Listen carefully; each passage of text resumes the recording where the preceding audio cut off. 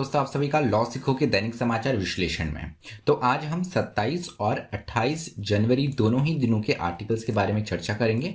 कुल मिला के आज हम 3 आर्टिकल्स के बारे में बात करेंगे। कल के समाचार पत्र से इंटरनेशनल हॉलोकॉस्ट रिमेम्बरेंस डे जो कि द हिंदू से लिया गया है, उसके अलावा Dravidian model of public health जो भी द हिंदू से लिया गया है, ये कल के आर्टिकल्स है।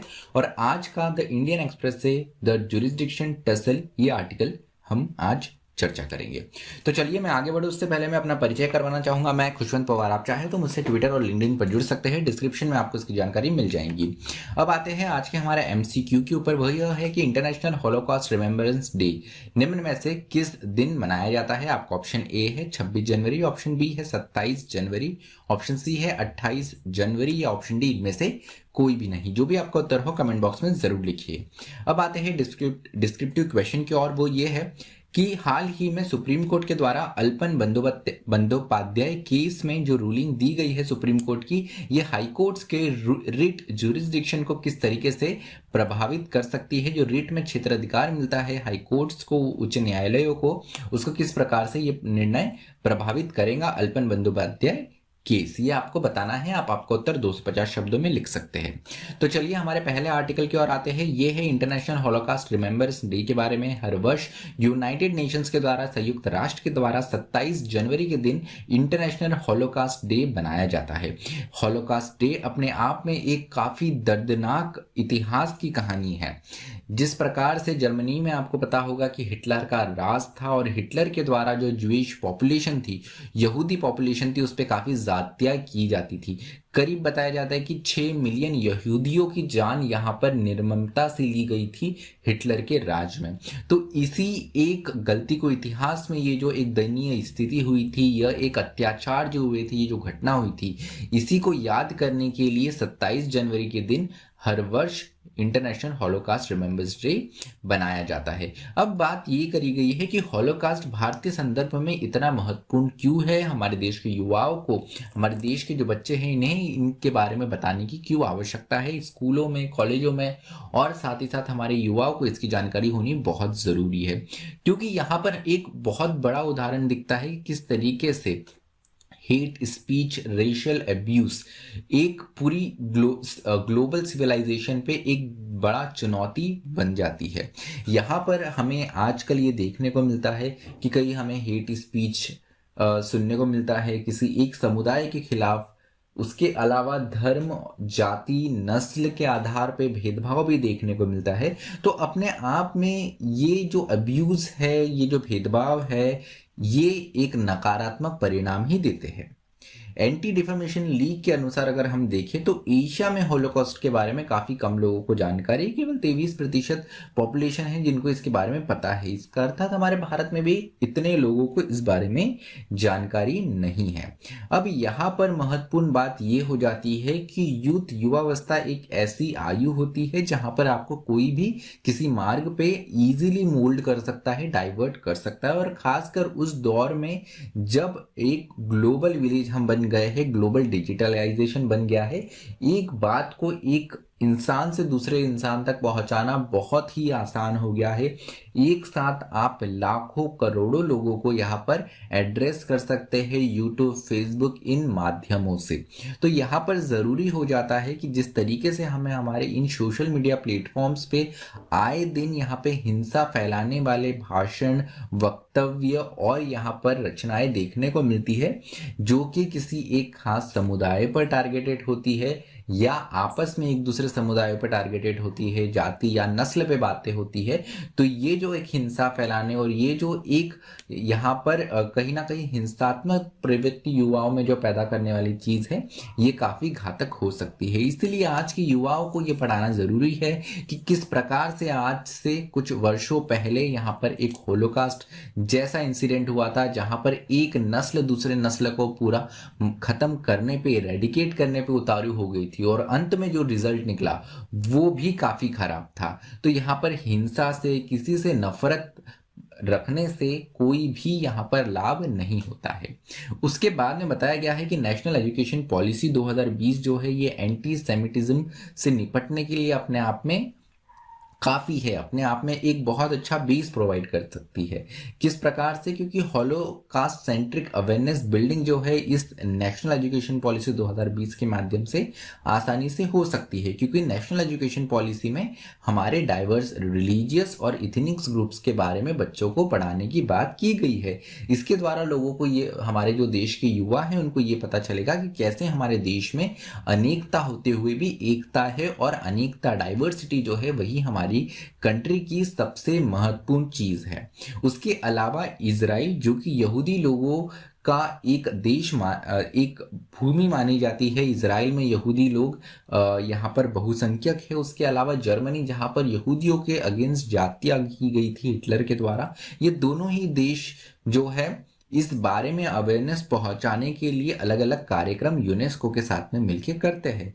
भारत सरकार, राज्य सरकारें साथ में मिलकर ये अवेयरनेस हमारे देश के युवाओं तक पहुंचा सकती है। उसके अलावा यहाँ पर जरूरी है कि together shall embolden the youth with markers of futility never again an actionable plan. और इन देशों, दोनों देशों और यूनेस्को, यूनाइटेड नेशंस, इनका ये एक उद्देश्य है कि ऐसी घटना और नहीं हो भविष्य में, इसको लेकर कदम वह उठाएंगी और जवाबदेही समय समय पर रहेगी। तो नेवर अगेन के एक्शनेबल प्लान पे हम कार्य कर सकते हैं। दूसरे आर्टिकल के और आते हैं। नीट एग्जाम को लेकर तमिलनाडु में काफी विरोध देखने को मिला। तमिलनाडु की गवर्नमेंट ने उसको लेकर एक बिल भी लाया, कानून भी पारित किया। गवर्नर के पास में वो बिल काफी समय तक पेंडिंग भी था, और एक दूसरे और हमारी जो जुडिशरी न्यायपालिका है उसमें भी ये मामला चलने लगा। यहाँ पर महत्वपूर्ण बात यह है कि 2017 में नीट के एग्जाम लाई गई। सेंट्रल गवर्नमेंट ने, ये जो हमारी यूनियन गवर्नमेंट है, उन्होंने ये तय किया कि किसी भी बेस का डोमिसाइल रिजर्वेशन अब नीट के एग्जाम में एप्लीकेबल नहीं होगा।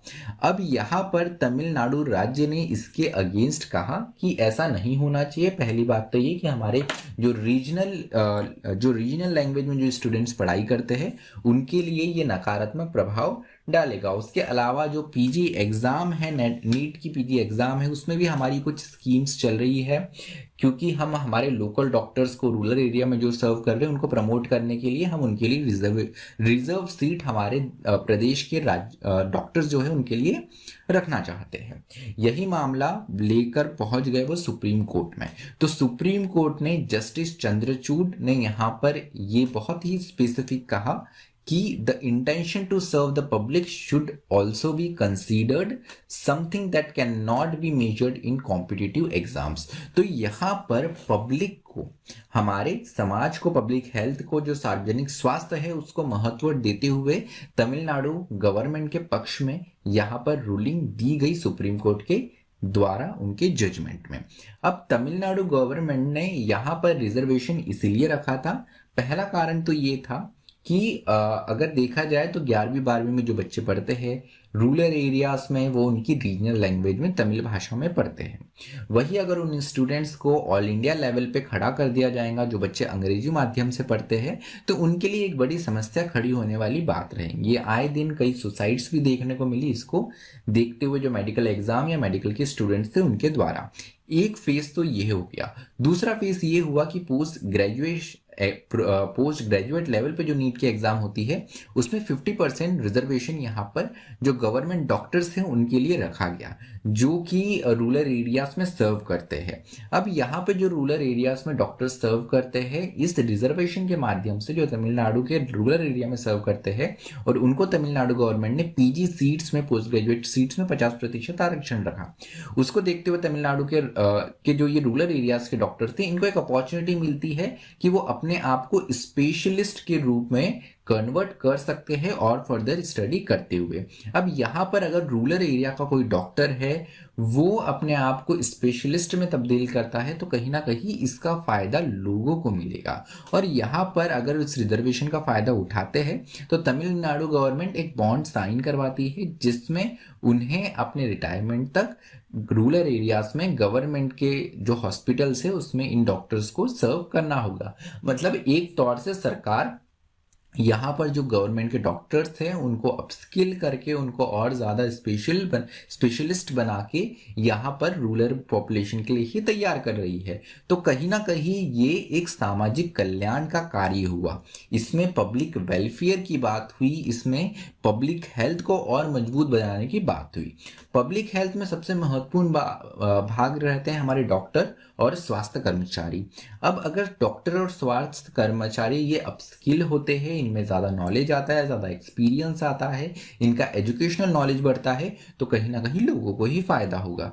तो इसी ग्राउंड पे यहाँ पर तमिलनाडु गवर्नमेंट का पक्ष जो रख रही थी, तमिलनाडु गवर्नमेंट पक्ष, इसको सुप्रीम कोर्ट ने सही माना और इस रिजर्वेशन को सही ठहराया। तो अपने आप में काफी एक अच्छा मॉडल तमिलनाडु गवर्नमेंट लेकर आई है, जिससे पब्लिक हेल्थ जो है वो सुधर सकती है। इस पे यूनियन गवर्नमेंट को भी साथ में मिलकर और दूसरे राज्यों के साथ में एक चर्चा करके एक नई स्कीम या पॉलिसी के रूप में लेकर आ सकती है। चलिए अंतिम आर्टिकल पे बढ़ते हैं। ज्यूरिसडिक्शन के बारे में, क्षेत्र अधिकार के बारे में है। हाल ही में अल्पन बंदोपाध्याय केस में सुप्रीम कोर्ट ने कलकत्ता हाई कोर्ट के ऑर्डर को सेट असाइड करा। अल्पन बंदोपाध्याय ये वेस्ट बंगाल के चीफ सेक्रेटरी रह चुके हैं। इनके अगेंस्ट चार्जशीट फाइल करी थी सेंट्रल गवर्नमेंट ने, यूनियन गवर्नमेंट ने। ये चार्जशीट इसलिए फाइल की गई थी क्योंकि प्राइम मिनिस्टर के द्वारा बुलाई गई मीटिंग में chief secretary of West Bengal Alapan Bandyopadhyay मौजूद नहीं थे। उसी को देखते हुए उनके खिलाफ ये एक्शन लिया गया और डिसिप्लिनरी प्रोसीडिंग भी सेंटर के द्वारा मई 2020 में शुरू की गई। अब बात ये हुआ कि इसके अगेंस्ट सेंट्रल एडमिनिस्ट्रेटिव ट्राइब्यूनल में अल्पन बंदोपाध्याय पहुंच गए सेंट्रल गवर्नमेंट के अगेंस्ट।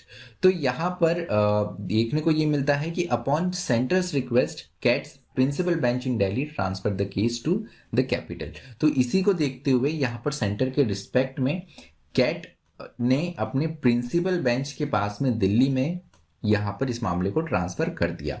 इस मुद्दे पर पहुंच गए अल्पन बंदोपाध्याय कलकत्ता हाई कोर्ट में। अब यहाँ पर अल्पन बंदोपाध्याय के लिए एक मुश्किल ये होती कि वो है वेस्ट बंगाल में, और अगर ये प्रिंसिपल बेंच पे मामला ट्रांसफर हो गया है तो उनको आने जाने की एक बड़ी दिक्कत होती, और वो अपनी जो ड्यूटी है वो डिस्चार्ज भी उतने अच्छे तरीके से नहीं कर सकते। उनके लिए कुल मिला के कन्वीनियंस थी। सेंटर के पाले में ये एक डिसीजन आया था। इस डिसीजन के अगेंस्ट वो पहुंच गए Calcutta high court. Calcutta high court में यहाँ पर फेवर में चीफ सेक्रेटरी जो है अल्पन बंदोपाध्याय, इनके फेवर में निर्णय दिया गया कि सेंटर पे इसे ट्रांसफर नहीं किया जाए। अब सुप्रीम कोर्ट में कलकत्ता हाई कोर्ट का मामला चैलेंज हुआ। सबसे पहले सेंट्रल एडमिनिस्ट्रेटिव ट्राइब्यूनल में मामला था जिसमें प्रिंसिपल बेंच में ट्रांसफर करने का बोला। सेंट्रल एडमिनिस्ट्रेटिव ट्राइब्यूनल ने दिल्ली में इस मामले को ट्रांसफर करने में हामी भर दी, सेंटर के फेवर में दिया। इसके अगेंस्ट अल्पन बंदोपाध्याय कलकत्ता हाईकोर्ट में जाते हैं। कलकत्ता हाईकोर्ट ने सेंट्रल एडमिनिस्ट्रेटिव ट्राइब्यूनल का जो डिसीजन था उसको सेट असाइड कर दिया। अब मामला पहुंच गया सुप्रीम कोर्ट में। कलकत्ता हाईकोर्ट का जो निर्णय है उसे सुप्रीम कोर्ट में चैलेंज किया गया। तो सुप्रीम कोर्ट ने यहाँ पे बोला कि कलकत्ता हाईकोर्ट के पास में कोई जुरिस्डिक्शन नहीं है कि वो कैट के डिसीजन को यहाँ पर सेट असाइड करें।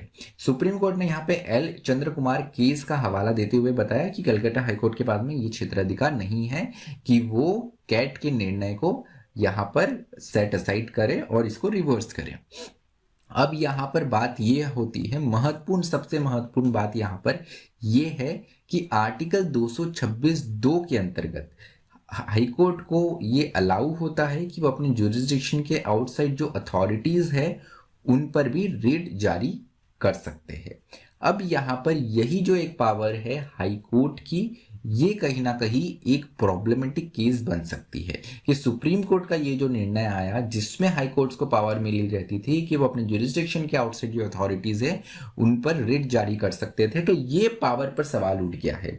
तो इसी को लेकर सुप्रीम कोर्ट का ये जो निर्णय है ये एक बहुत बड़ा कॉन्स्टिट्यूशनल सवाल आगे चल के खड़ा कर सकता है।